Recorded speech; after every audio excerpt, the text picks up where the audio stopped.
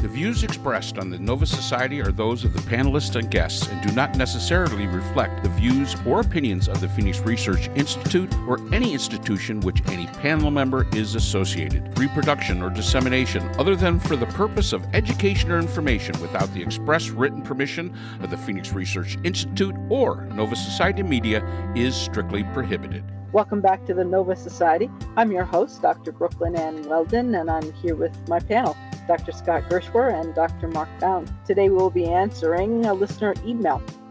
We've created a list that reflects many of the top topics from the past week. So forgetting all the controversy over the signal chat, with the security breach, the signal gate, the U.S. has attacked Yemen with the Houthis. And what might this mean for the region itself? What it might mean? Wow.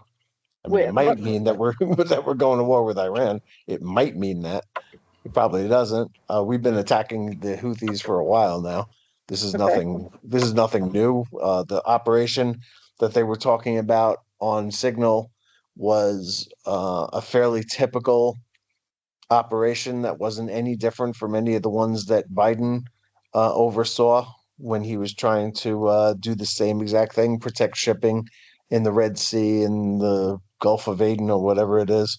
So, yeah, I don't think it's going to be, I mean, hopefully it doesn't escalate into something that becomes a bigger conflagration in the Middle East, but the understanding who the Houthis are and what they're doing and why is, you know, a reasonably important thing to do for context.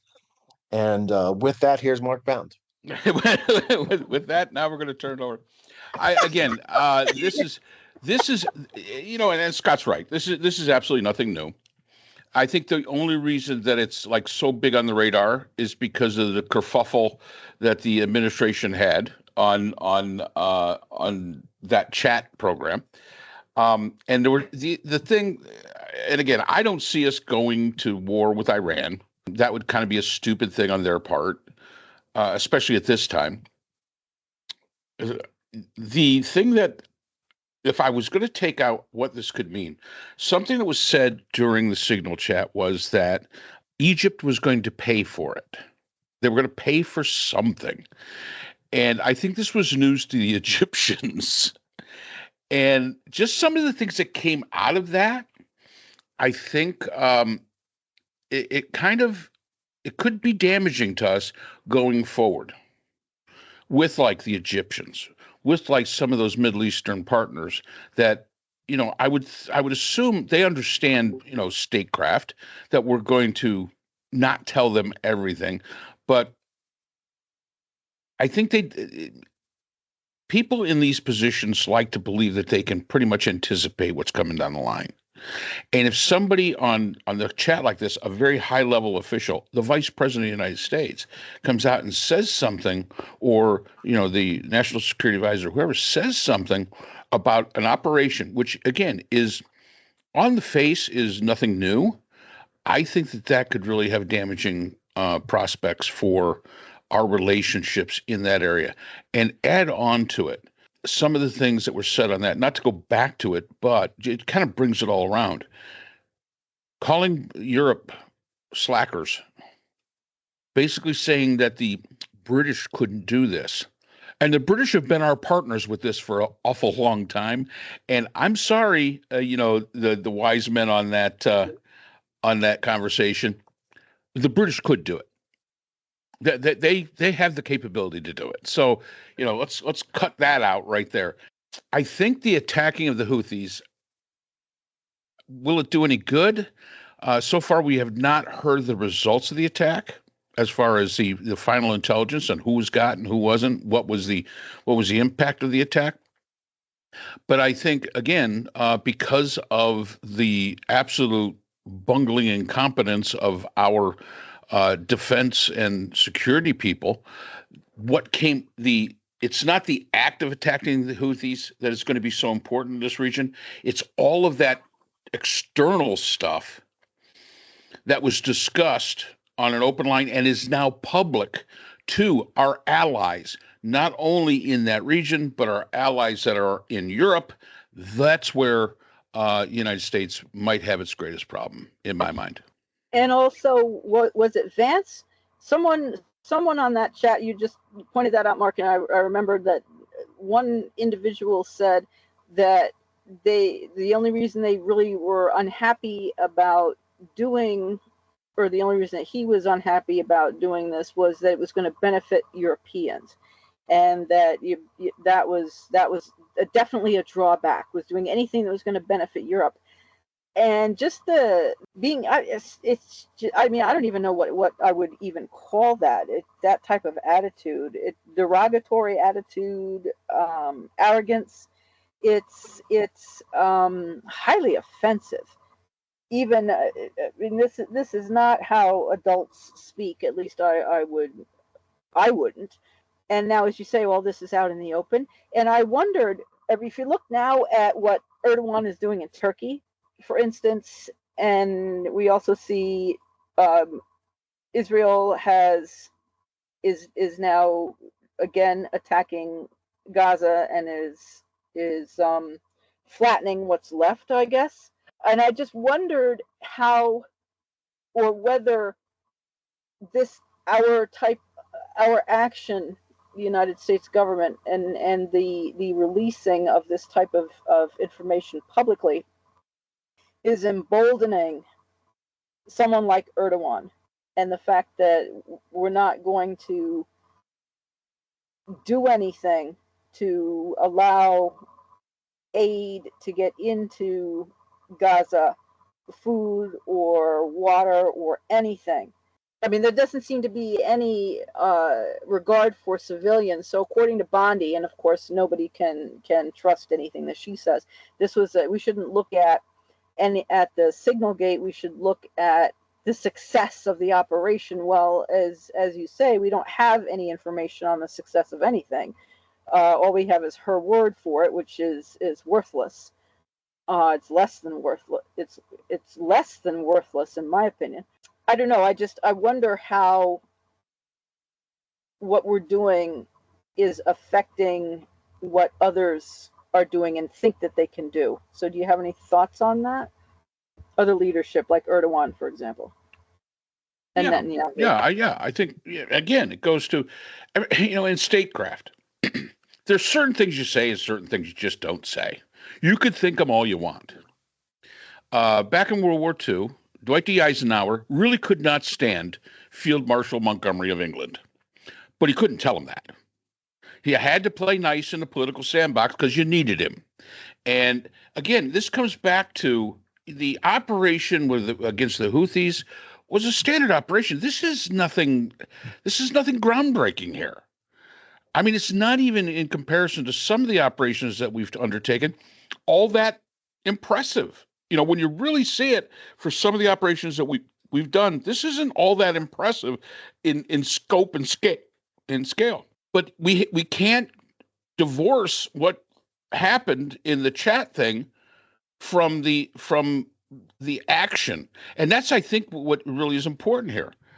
The action, as I say, was not some huge groundbreaking thing, but the implications and ramifications from the actions of that chat, they could be extremely have nothing to do with the Houthis, have nothing to do with Yemen, have nothing to do with that. This could have ramifications around the world, because these were people who were saying out loud what you're not allowed to say, and having it exposed, and it's our allies. And yeah, I think that it emboldens Erdogan. It emboldens Netanyahu. It emboldens all of them, because now they see the old world order of the United States was going to come in and be the adults in the room no longer exists. And I think that really does speak loudly as far as what's going to happen in the region. And just to add a dimension to it, there's one other thing that came out in that call when they were discussing how they were going to charge back to Europe and countries in the Middle East for this action is again this troubling idea that somehow we're going to turn the U.S. military into a mercenary force that is for sale for whoever wants it. And the idea, we have a amazingly powerful military, obviously the greatest in the world. And I think that Trump looks at that as just one more thing to sell to people.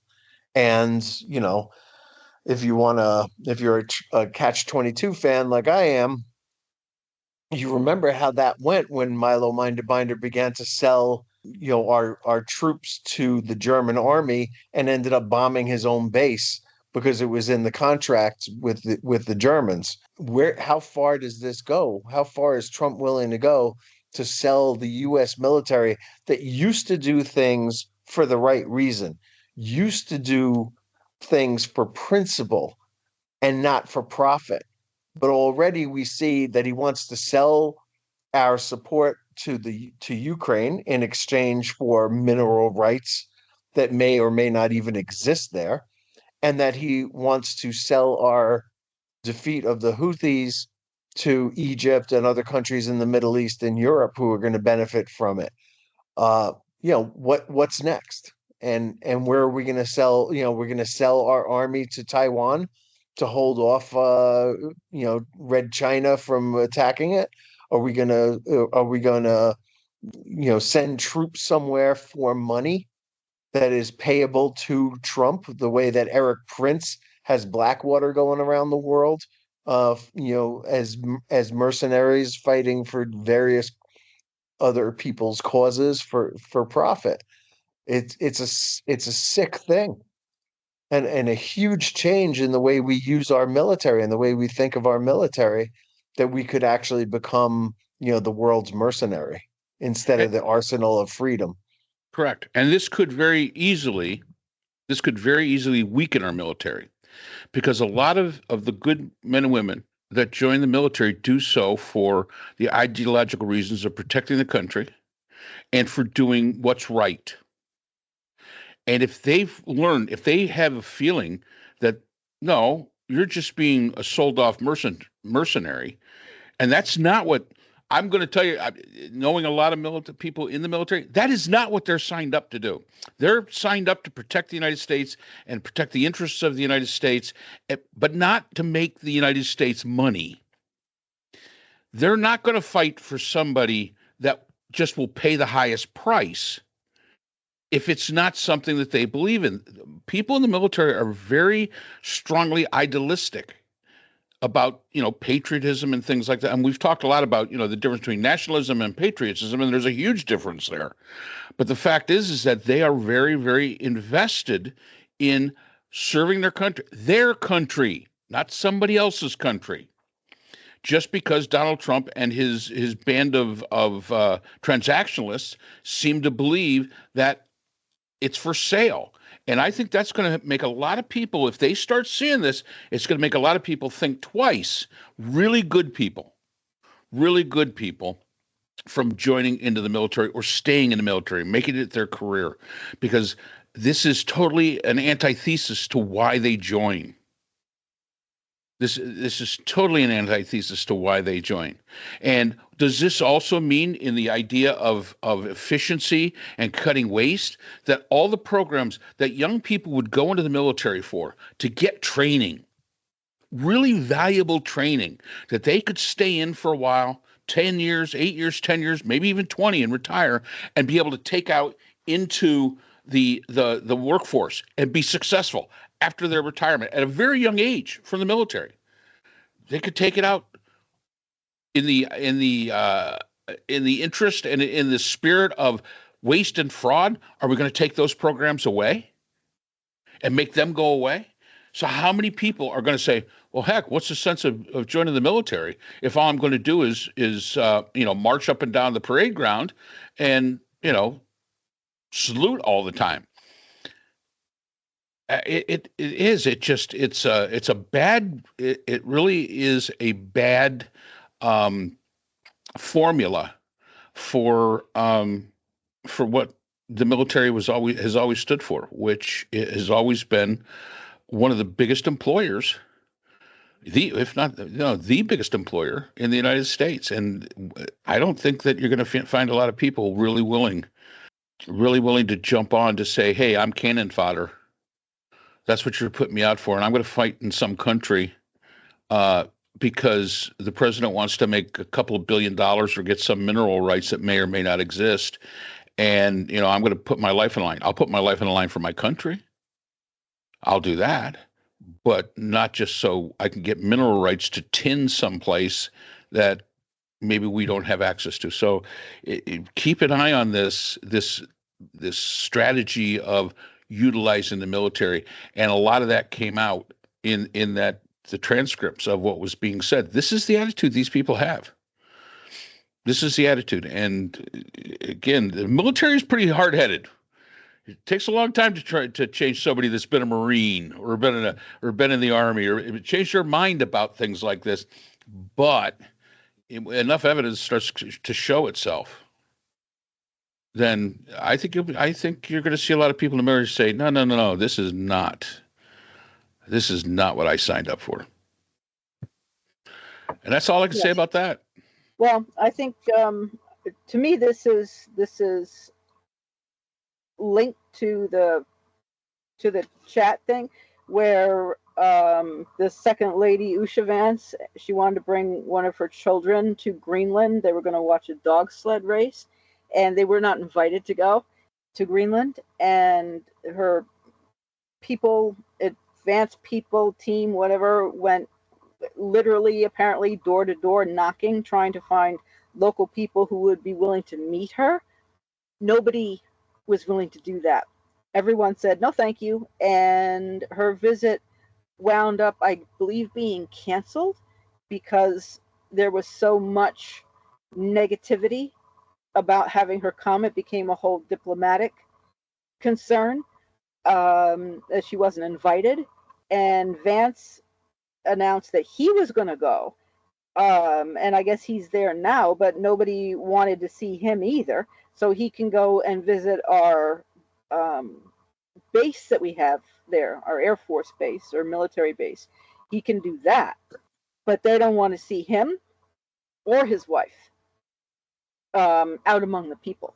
We are not welcome there. I think that's the type of consequence of also of this type of conversations becoming public, that we Americans are not going to be welcome anywhere, potentially. It's not going to be safe for us to travel. And it's people are being warned also against coming here because of being detained at the U.S. border. And as we talked about in an earlier podcast, detained in a prison or jail by ICE for whatever pretext.